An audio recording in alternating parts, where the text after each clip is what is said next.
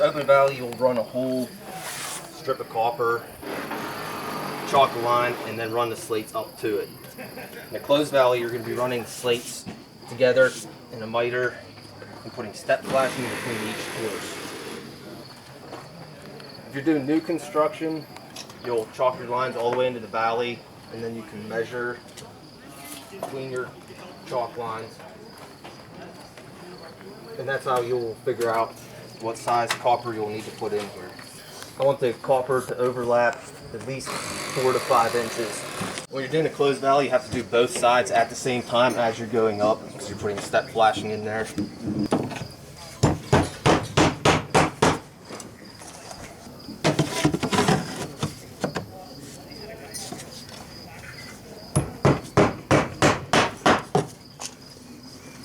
One type of valley is more water type than another?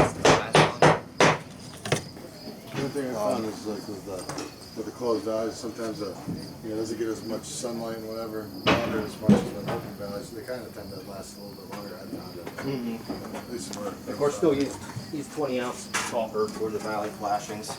If you're replacing an existing closed valley, you're putting them back together, you can use the old weather marks where you put your next piece. If it's new construction, you'll probably have to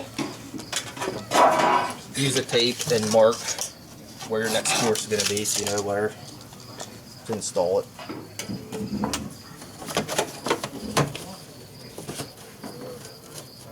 I usually hold it up a little bit because you don't want any of the copper hanging down lower than your exposure.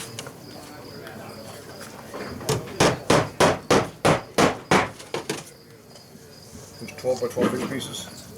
These are 10 by 10.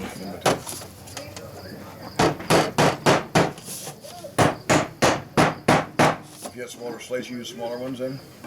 You stay at 10 by 10, or if you're going 24s, would you go 12 by 12s, or?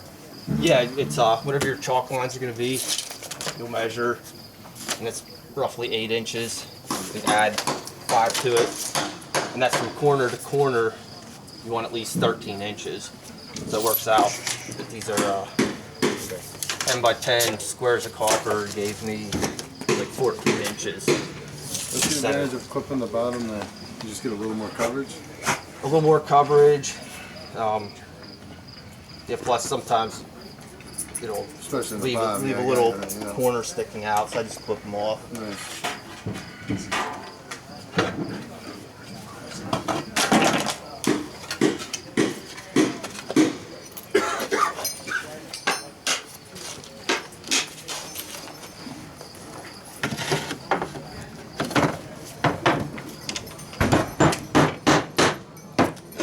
Did a lot of them with 16 by 16 squares.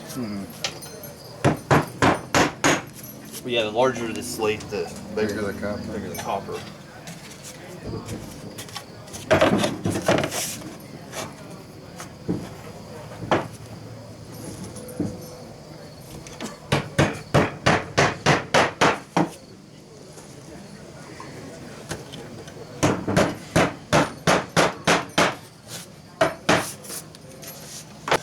So you're cutting a valley slate in here.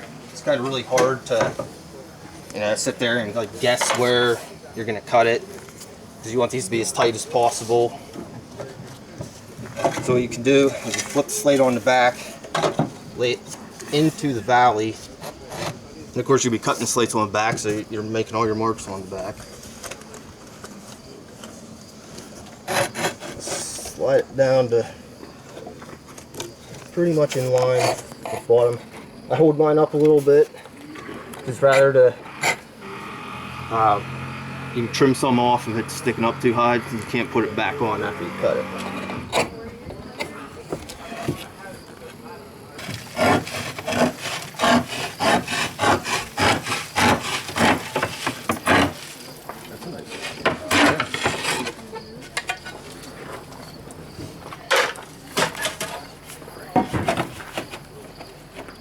Should fit in there nice and tight. Now if it's off a little bit, you can kind of wiggle it around. No one's going to see if there's a little bit of a gap in there.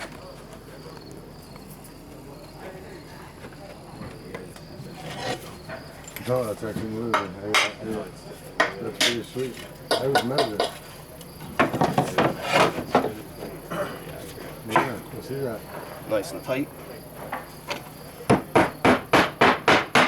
No messing around, no measuring anything, just slide it in there. I think I heard the question, will it last longer? I didn't hear the answer. It won't last as long as the 20-ounce copper, so it won't really last. The open versus closed, sorry. There's no difference. It's just basically the look you're getting, whether you prefer to have it closed or open. Aesthetics, right? Yep. Let's take your slate, and you want to cut it on the back anyway, so you'll be marking on the back. Slide it into the valley, then bring it down to pretty much in line with the next slate. Then hold it up a little bit. You'd rather have it a little bit wide than short. Mark the top, bottom. Okay, so the bottom is Yeah, it's just a little scriber. almost lined up. Just you're holding it up a little bit. Yeah, hold it Then up you're just a marking little it there, and then the top, you're just marking it right on the edge. Okay.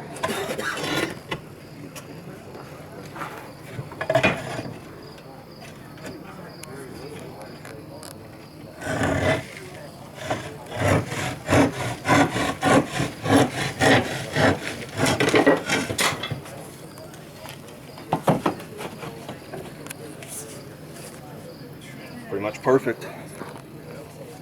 So, like I said, if say you do cut it a little bit short, doesn't hurt to have a little bit of a gap. Or if your angle's off a little bit, you can fudge it around a little bit. That's no problem.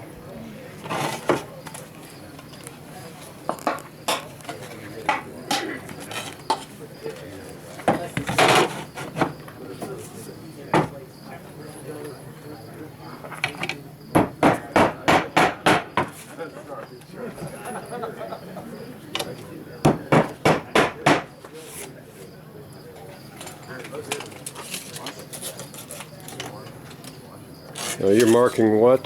The bottom of the next That's the course. exposure, so I don't want the copper to stick down past Okay. the exposure. All right. And the mark is there, so once you put the copper on, you can still see. For a new installation, there wouldn't be weather marks. If you're replacing existing valley, it's a lot easier. You don't need to do that. You just line it up with the old weather marks. All right. Now, even when I know where the exposure is, I still hold it up a little bit just to be on the safe side. In case the slate's a little bit short and you have to like move it up.